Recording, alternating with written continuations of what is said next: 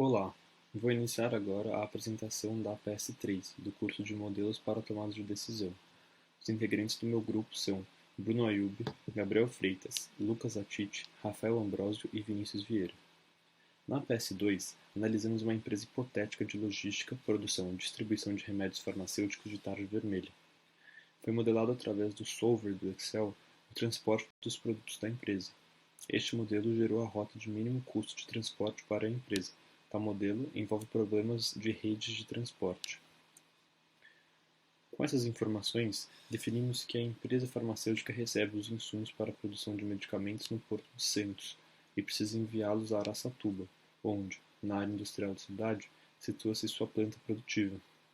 A empresa também precisa enviar seus produtos da fábrica em Araçatuba para seu centro de distribuição em São José dos Campos e do centro de distribuição para os clientes em São Paulo, Campinas e finalmente Santos, onde os produtos são escoados para o exterior e novos insumos coletados, repetindo todo o processo. Para chegar ao destino final, no entanto, o transporte pode ser feito por diversos caminhos. O objetivo é buscar o melhor caminho, ou seja, o caminho que gera o menor custo para a empresa. O caminhão utilizado para o transporte do Porto de Santos para Araçatuba é um Mercedes-Benz Actros de 6 eixos. O modelo do veículo é importante, pois o consumo de combustível por quilômetro de cada um é diferente. No caso do Actros, 2,09 km podem ser rodados com 1 litro de diesel. O preço do litro de diesel foi estabelecido em R$ 4,801, baseado na média dos postos de combustível do Brasil no início do mês de outubro desse ano. Os dados para a distância entre as cidades e custos dos pedágios para veículos de 6 eixos entre cada cidade foram coletados para a resolução do problema. A modelagem matemática do problema pode ser dividida em 3 partes, uma para cada trajeto. Nos 2 primeiros trajetos, o caminhão tem a possibilidade de passar por 11 cidades até chegar no destino final. Para modelar o problema, é necessário representar os percursos de cada cidade através de variáveis x e j, onde i é a cidade de saída e j é a cidade de destino. Cada cidade foi designada um número de 1 a 13. As variáveis x e j assumem apenas valores binários, ou seja, caso o caminhão faça o percurso da cidade i para a cidade j, o valor de x e j será 1, caso contrário, o valor da variável será 0. Essas são as variáveis de decisão do problema. O objetivo desse problema é minimizar o custo de transporte de cada trajeto. Desse modo, as funções objetivo de cada trajeto são compostas pela minimização da soma das multiplicações das variáveis x e j pelo custo de pedágio e combustível de todos os percursos possíveis. As partes 1 e 2, que representam os trajetos de Santos para Araçatuba e Araçatuba para São José dos Campos, respectivamente, possuem a mesma função objetivo, e ambas consistem no total em 13 cidades. Além de terem a mesma função objetivo, as partes 1 e 2 também possuem as mesmas restrições. A parte 3, que representa o trajeto do caminhão de São José dos Campos até Campinas, São Paulo e Santos, possui uma função objetivo, restrições e numeração de cidades diferente, dado que há apenas 4 cidades no trajeto da parte 3. Para resolver o problema modelado acima, foi necessário utilizar o programa Solver do Excel. Para isso, foram criadas 4 matrizes para a resolução de cada problema. No problema 1 e 2, essas matrizes têm 13 cidades, dado que é o máximo suportado pelo Solver, ou seja, há até 169 dados por matriz. Já no terceiro problema, há apenas 4 cidades. A primeira matriz contém as distâncias entre os 2 nós, ou seja, as 2 cidades. A segunda matriz contém os custos de pedágio entre os 2 nós. A terceira matriz contém os custos de combustível para o transporte entre 2 nós. Finalmente, a quarta matriz, em branco, contém as células variáveis do problema. É importante notar que uma célula que representa a linha e coluna de uma mesma cidade teve seu valor fixado em R$ 1 milhão, efetivamente fazendo com que todos os modelos de minimização de custos ignorem essas células, dado que o trajeto de uma cidade para si mesma é impossível. Cada percurso tem particularidades e complexidades matemáticas, que serão explicadas no próximo slide. Para o primeiro trajeto, Santos para Araçatuba, o modelo matemático apresentou que, das 11 cidades intermediárias da primeira matriz, 2 são utilizadas para minimizar os custos da empresa. O primeiro percurso realizado é de Santos para São Paulo, o segundo de São Paulo para Jundiaí e, finalmente, de Jundiaí para Araçatuba. Um outro trajeto ótimo indicado pelo Solver foi saindo de Santos para São Paulo, de São Paulo para Piracicaba e de lá para Araçatuba.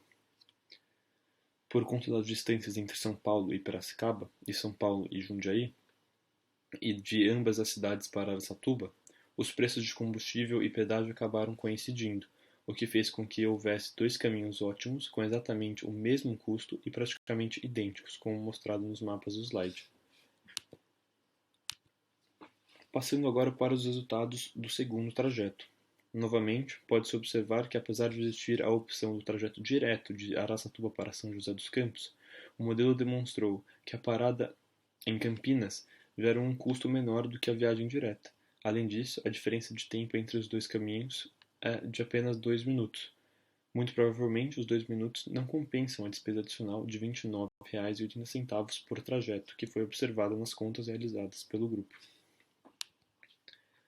Por fim, os resultados do terceiro trajeto. Pode-se observar no mapa do slide que para um caminhão levar os produtos do centro de distribuição aos clientes e chegar em Santos, sendo o destino final o Porto, ele deve partir de São José dos Campos, passar por Campinas, seguir para São Paulo e finalmente chegar em Santos. Isso é bem próximo do esperado, pois antes o caminhão vai para a cidade mais longe de Santos para depois descer para o Porto. A partir do problema de otimização de logística explicado acima, foram incrementados no problema elementos e técnicas aprendidas no módulo de estoque e simulação do curso de modelos para tomada de decisão. Portanto, foi necessário utilizar o programa Python. Determinou-se que a empresa escolhida detém cerca de 1% de market share no mercado nacional de remédios de tarja vermelha e distribui seu produto no estado de São Paulo pelos centros de distribuição apresentado anteriormente. Dessa maneira, além de ter que transportar os produtos, a empresa também deve suprir uma demanda mínima e estocar o produto em seu centro de distribuição, até que sejam transportados aos clientes. Para isso, foi realizada uma simulação da demanda e foram calculados os custos de estocagem, frete, depreciação, para determinar qual o lote econômico da empresa. Os medicamentos de tarja vermelha, que normalmente são vendidos sob prescrição, tiveram vendas variadas nos últimos anos. Os dados das demandas totais destes medicamentos nos anos de 2015 a 2019 foram obtidos através do site da Agência de Vigilância Sanitária, a Anvisa. A tabela exibida no slide mostra os dados utilizados.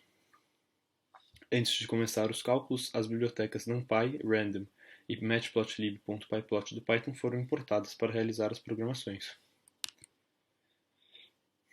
Depois da importação das bibliotecas, foram então calculados os crescimentos anuais entre os 5 anos, o crescimento analisado médio de 2015 a 2019 e o desvio padrão dos crescimentos. Dessa forma, foi possível gerar números aleatórios em uma simulação de Monte Carlo para estimar, via uma distribuição normal, o valor do crescimento a ser considerado para o próximo ano. Esta técnica foi ensinada nas aulas de estatística e foi essencial para a previsão do crescimento. Feito isso, foi estimada a demanda total do mercado de medicamentos de tarja vermelha, aplicando a média do vetor dos crescimentos como o crescimento da quantidade vendida no ano anterior. Depois, a demanda foi ajustada ao market share da empresa no ramo farmacêutico e a demanda diária da empresa foi calculada. Passando agora para o cálculo da depreciação. Foi também calculada a depreciação unitária dos medicamentos, utilizando dados do laboratório Oswaldo Cruz. Foi descoberto que os medicamentos se depreciariam completamente de maneira linear em 2 anos. Desse modo, assumindo que o market share da empresa é de 1%, foi calculado o faturamento da empresa através da multiplicação do faturamento total do setor por 1%. Feito isso, foi então dividido o faturamento pela demanda estimada da empresa. Assim foi descoberto o preço unitário do produto, aproximadamente R$ 19,42. A partir do valor unitário do produto, foi calculada a depreciação unitária, chegando a um valor de aproximadamente R$ 0,0269, o que corresponde a um pouco menos de 3 centavos. Os produtos serão estocados em galpões no centro de distribuição em São José dos Campos. De acordo com o relatório de logística da REC Logística, o valor de aluguel por metro quadrado de um módulo logístico gira em torno de R$ 16. Além disso, existem custos operacionais referentes ao espaço físico, como condomínio, IPTU e alguns outros custos operacionais, principalmente da operação logística em si.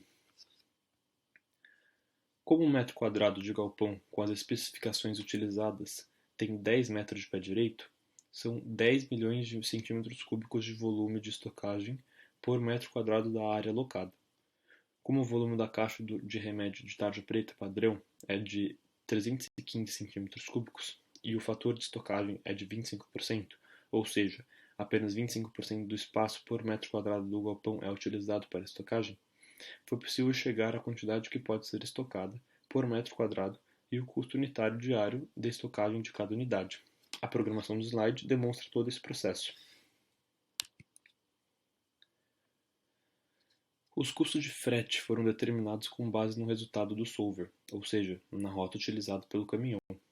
Dado que a rota mais eficiente da indústria da empresa para o centro de distribuição era através das cidades de Araçatuba, Campinas e São José dos Campos, os custos de pedágio e combustível para essa rota foram somados para chegar no custo de frete total.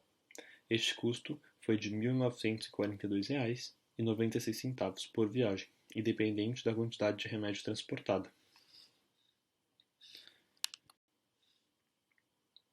Para o cálculo do lote econômico, foi necessário utilizar o custo do frete, a demanda diária e o custo de estocagem unitária, que já contempla a depreciação unitária, todos calculados anteriormente.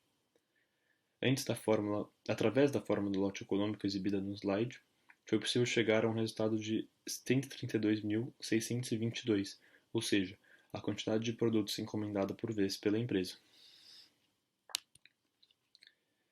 Em seguida, ao calcular a relação entre a demanda e a quantidade do lote, foram descobertas quantas vezes no ano os produtos deverão ser encomendados. O valor obtido foi de aproximadamente 334 vezes, representado por V na programação no slide. Portanto, a empresa vende e renova seu estoque praticamente todos os dias do ano. Foi possível também criar um gráfico que representa a quantidade em estoque da empresa durante o ano. Como se pode observar no gráfico criado, o estoque é comprado no início do ano e a cada dia. A quantidade demandada pelos clientes é reduzida do estoque.